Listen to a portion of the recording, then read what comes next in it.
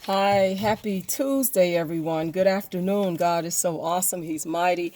Happy Black History Month. I hope that you're going to do something that resonates with you, that symbolizes something within yourself to honor something about yourself or somebody other regarding Black History Month. I actually have on some earrings that I made, and hopefully I'll be wearing some more different type of earrings or necklace or something that I have made out of my own collection of jewelry. Don't forget, I do make jewelry and sell it. Just reach out to me on my email that I usually put in the comments. But however, God is so good. And if you've been following my videos, we have actually made it to video chapter 21, video 21 of John C. Maxwell. And it is so awesome to talk about leadership and how we can be better as people, as individuals, how we can help ourselves to be able to help others. And I truly appreciate everyone that stops by my channel to participate in watching the videos. And so we are talking about the 21 indispensable qualities of a leader, becoming the person others will want to follow. And so 21 is talking about the vision. You can seize only what you can see. And so John C. Maxwell is telling us a great leader's courage to fulfill his vision comes from passion, not position. So you know, if you have a position, but you don't have passion, you usually will not succeed.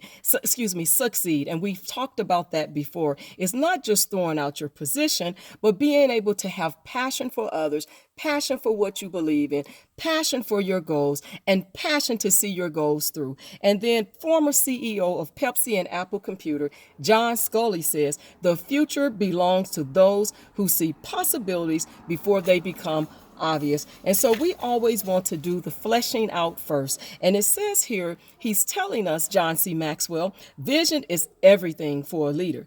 It is utterly indispensable. Catch that. Indispensable. Why? Because vision leads the leader. It paints the target. It sparks and fuels the fire within and draws him forward. It is also the firelighter for others who follow that leader. Show me a leader without vision, and I'll show you someone who isn't going anywhere. At best, he is just traveling in circles. See, you to get a handle on vision and how it becomes to be a part of a good leader's life, we have to understand some things. So he's going to tell us some things about what we need to understand about vision. See, number one, vision starts within. It has to start within, you guys. It cannot start with others. It has to start within you. You got to have that fire burning passion within to have that vision to get it started. So what he's telling us is, when I'm teaching at conferences, someone will occasionally ask me to give him a vision for his organization. And you know what John Maxwell says? He comes back and tell him, but I can't do that. See, you can't buy a vision. You can't beg, or nor can you borrow vision. See, it has to come from the inside, in here, firing up in here. See, for Disney, vision was never a problem. He's telling us, because of his creativity and desire for excellence, he always saw what could be. He goes on to tell us, if you lack vision, look inside yourself. Draw on your natural gifts and desires. Look to your calling if you have one. And see, everyone has some type of calling. You just got to pray on it and meditate on it and ask God to show you the calling within yourself. And then if you still don't sense a vision of your own, then consider hooking up with a leader whose vision resonates with you. Become his partner. That's what Walt Disney's brother Roy did. He was a good businessman and leader who could make things happen. But Walt was the one who provided the vision. Together, they made an incredible team. See, sometime you may have the vision and someone else knows how to make it happen. That's a good team. So you want people on your team that can help you reach the vision that you put out there. So if you tell your team you have a vision and they're good team members and they're good followers and they want to succeed and they want the team to succeed. And remind you, I said team, because if we go back to video 1, we talked about being a good team member. So the team got to want to succeed, and they got to want to see each other succeed on the team to bring out the best that you can be and the best that others can be, and then wanting the leader to succeed. That is a good team. And so therefore, if you have a team and you have the vision with the team, you definitely can have an incredible team and make it happen. And then he talks about vision draws on your history. Vision isn't some mystical quality that comes out of a vacuum, as some people seem to believe. It grows from a leader's past, and the history of the people around him. That was the case for Disney, but it's true for all leaders. Talk to any leader, and you're likely to discover events in his past or her past that was instrumental in the creation of his vision. Number three, vision meets others' needs. True vision is far-reaching. It goes beyond what one individual can accomplish. And if it has real value, it does more than just include others. It adds value to them. And that's important. Not just having people around you, including others, but it adds value to them. If you have a vision that doesn't serve others, it's probably too small. See, your vision always needs to serve others. Always. Because you can't get there alone. And when people tell you they did it on their own and they pulled themselves up by their bootstraps, they didn't get there on their own. It was something or somebody that helped them along the way. And then number 4, vision helps you gather resources. One of the most valuable benefits of vision is that it acts like a magnet, attracting, challenging, and uniting people. And isn't that what it's all about, especially when you're trying to arrange some type of event, is bringing people together and uniting them? So we have to see the vision. We have to believe in our vision, and we have to have a passion for our vision. And then we need others that we're going to add value to them and that they can add value to the vision of what you're trying to accomplish. And you will succeed. See, your vision is the greater the vision, the more winners it has potential to attract. The greater the vision. You got to look at what your vision is. Do you have a vision that you're trying to get out there and you're trying to make it happen? See, it says right here, the more challenging the vision is. And right now, God has been putting some challenges on some people that have a vision to see things get done, to bring awareness to injustice, to bring awareness to the lies that's been told. You know what lies there are out there. There's so many lies that's being told right now by other people, and they're being exposed right now. So if you're trying to bring vision to injustice and vision to the lies that's been told surrounding someone that we have talked about for the last few years, then guess what? The more challenging the vision, the harder the participants fight to achieve it, because they know that there's a vision. And they're willing to fight against injustice. They're willing to stand up for what's right. And it has become challenging. And we know that it has become challenging. But that's not just it. It's so many other things, domestic violence, abuse, so many other things that are challenging out there. But if you have a vision to succeed and a vision to curb the violence and a vision to unite people and bring them together for the greater good and for a bigger cause that's bigger than yourself, to help others and to be a part of bringing others together to make things happen, to have a better outcome for humanity, it's going to be challenging, because you're going to have naysayers. You're going to have haters. You're going to have lackadaisical people and people that are lazy and don't want to get the job done. They only want to join the movement when it's almost there.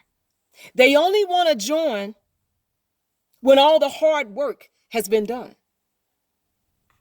And so Edward Land, the founder of Polaroid, advised, the first thing you do is teach the person to reel the vision. It's very important to reel that vision. It's very important and nearly impossible. That draws out the drive in winners. And then reflecting on it, let's reflect. Where does vision come from? To find the vision that is indispensable, there go that word again, indispensable to leadership, you have to become a good listener. And we talked about that. Being a good listener, a reflective listener. You must listen to several voices. Several voices. See, let's talk about those voices. The inner voice. As I have already said, and this is what he's talking about, vision starts within. Do you know your life's mission? What stirs your heart? What do you dream about?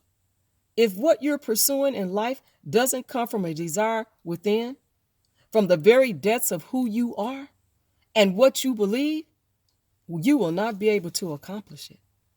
And then there's the unhappy voice. What does inspiration for great ideas come from? From noticing what doesn't work. Discontent with the status quo is a great catalyst for vision. Are you discontent with the status quo of what's going on out here? A lot of us are. A lot of us are.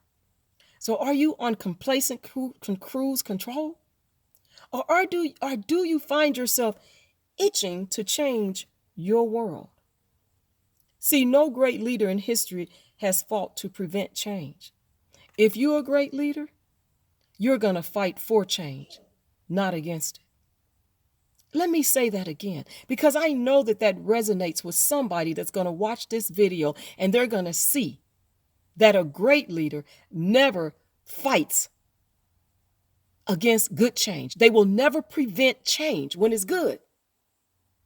And now we know there are some people out here that are going to fight to prevent change because they're not good leaders. They're not effective leaders. They're not the type of leaders that we want to surround ourselves with. And if you've been watching my channel, I did a video a long time ago that leaders set their followers up to fail.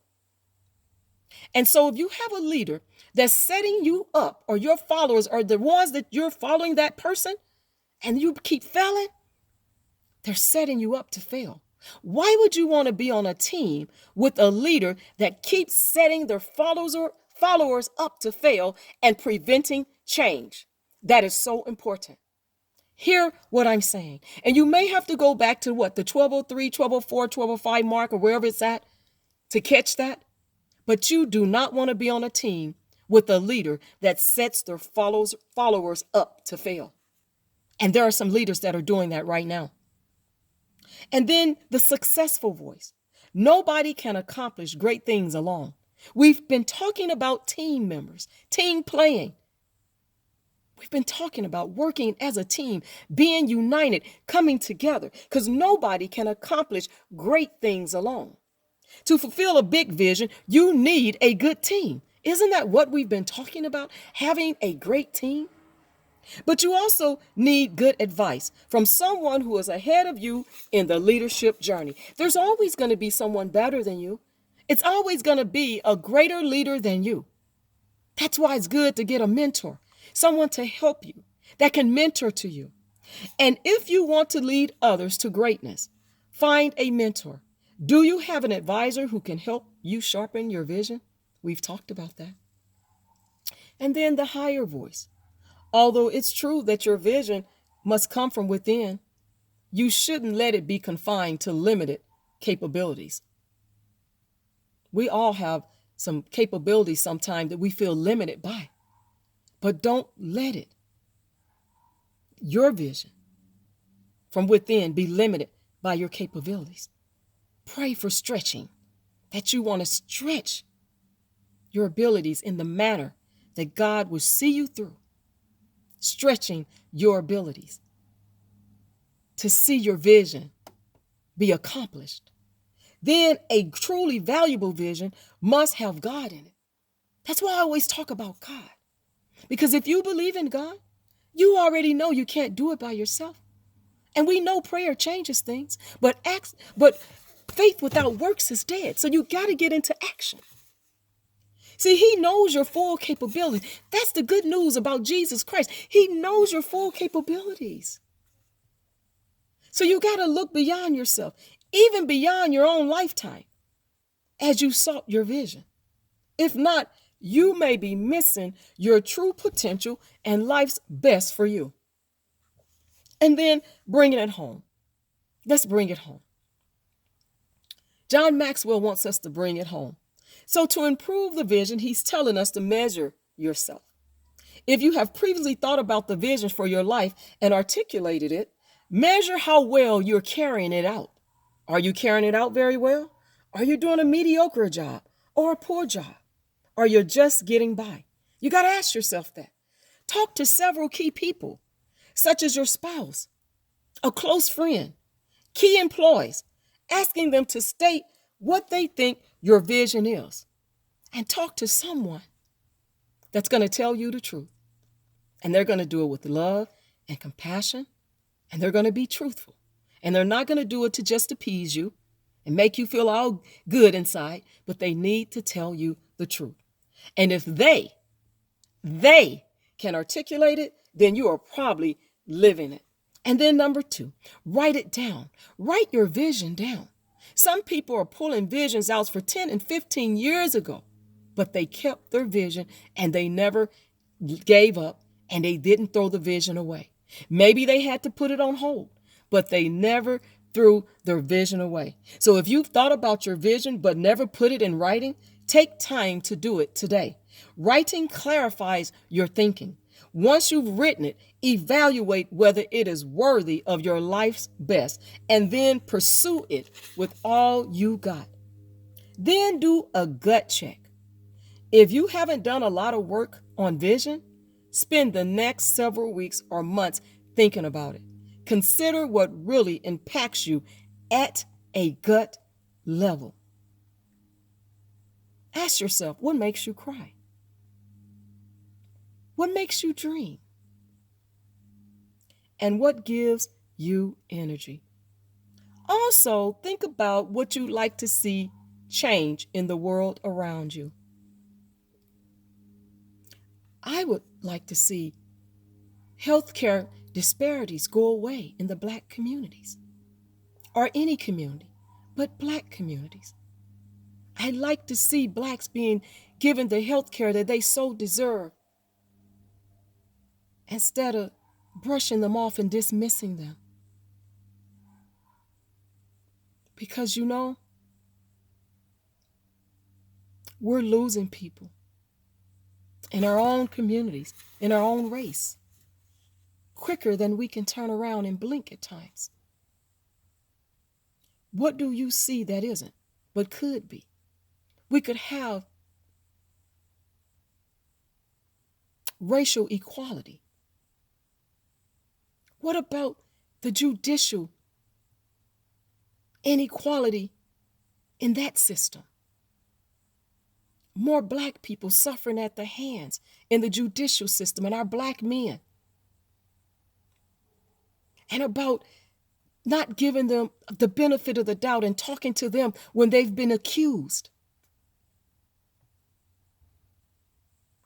What would you like to see? People being more truthful. People giving the presumption of innocence until proven guilty. Due process. Love. Peace. And if you are a real victim, reporting it immediately and not coming out years later. And these laws that say they can go back 30 and 40 years. And all they need is just believe them. There's so many things that we can be working on that's positive. So many more things. Helping children succeed. Better school system. Better resources. Better teachers.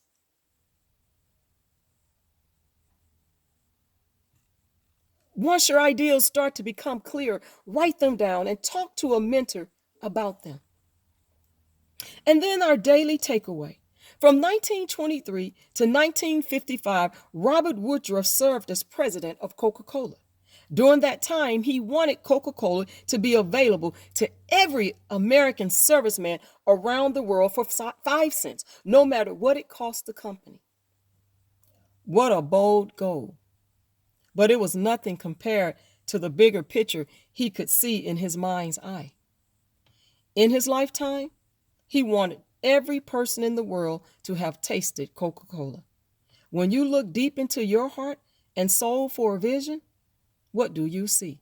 And let me say this, when I was in the service, I always wondered why everybody drank Coke. I wanted a Pepsi because my mother used to drink Pepsi. and I wanted a Pepsi. And they were not that popular, but you could get a Coke. Let's talk about the conclusion. I really hope that you've enjoyed these videos that I've shared with you. And I pray that you will be the leader that you so desire to become. I want to encourage every leader that's out here on the social media platforms, no matter where you are. I want to encourage you to keep learning, because if you keep learning, you'll keep growing. If you stop learning, you stop growing. If you're tired of learning, then you're going to be tired of growing. That's that simple. And so I encourage you to keep learning so that you can keep growing. Keep striving. Keep pushing through and pushing forward. Don't give up. Because see, no great leader gave up. They kept pushing forward. They kept looking for ways to get it right, to get it done. And great leaders, effective leaders, they find creative ways. Even when the resources are minimum, even when the resources are limited, they find creative ways to get it done. And so if you're a leader and you're proclaiming to be a leader on your platform, there is so much positivity that you can put out there. So much positivity. You don't have to entertain every negative thing that comes your way. You don't have to answer to everything that you hear your name. It could be somebody else's name. Because there's a lot of names out there that people have the same name. They may spell it different. So you don't have to answer to all the nonsense that goes on and all the hate. And if you do answer, respond with positivity. Respond with a genuine smile and love for the enemy. Because we know we all got them. But I'm going to love my enemy just so as God has loved me and the church. Because I know that in due time, God will make your enemy your footstool. And some enemies want to become your best friend. So for all the enemies out there that don't want to see positivity, that don't want to see growth, that don't want to see other people doing well, that don't want to see other people doing good and succeeding, for all of you, the same pit that you dig for someone you proclaim to be your enemy, it's the same pit that you'll fall in. So how about spending time meditating and examining yourself instead of tearing down and criticizing and making ugly threats and violent threats towards others? How about looking within and seeing how God can change your stony heart to a softer heart, your evil heart to a loving heart? Because you cannot be an effective leader going down the wrong road. So I encourage all leaders to be the best that you can be. And if you're struggling with that, God can change things, but you have changed things, but you have got to be willing to see the need for change within yourself. And pray for change. Lord, I'm struggling with threatening people. Lord, I'm struggling with hating on people. Lord, I'm struggling with cursing. I'm struggling with so many things. I'm struggling with being unjust towards people. I'm struggling with being unfair towards people. I'm struggling with just being a mean, hateful person. I'm struggling with not being loving and kind. Lord, I'm struggling. And I need you, Lord, to deliver me from the things that don't align with your word and your will. I'm struggling, Lord, and I need you to deliver me, to be the best that I can be, so that I can join forces with the angels, join forces to do what's right and walk upright with others that's working for the greater good of humanity. And so I thank you again for everyone that has joined these 21 indispensable qualities of a leader. And I encourage you to keep growing and to keep learning about leadership. And God bless you in your journey. Peace to all.